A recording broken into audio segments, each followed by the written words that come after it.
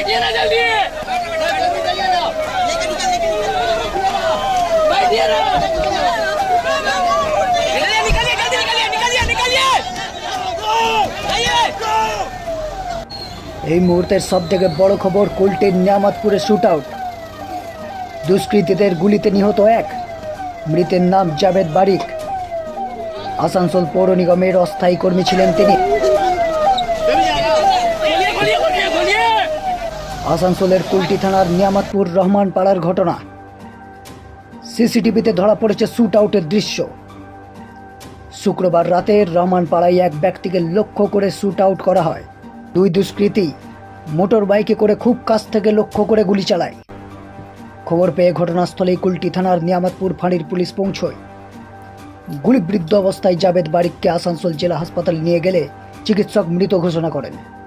CCTV footage দেখে ঘটনার তদন্তে পুলিশ। মোটামুটি 10:30 বা 10:25 পর একটা ফায়ারিং ইনসিডেন্ট ঘটেছে এখানে। দুজন আননোন মিসক্রিয়েন্ট যাচ্ছিল, একজনকে জাভেদ বারিক বলে একজনকে ফায়ারিং করেছে। ফার্দার যা ঘটনা ঘটছে আপনি পরে জানাচ্ছেন। ওনাকে হসপিটালাইজ করা হয়েছে আপাতত, দেখা যাক চিহ্নিত করা গেছে। এবং একটা তদন্ত সাপেক্ষ বিষয় এখন বলা যাচ্ছে না, বলবো ঠিক।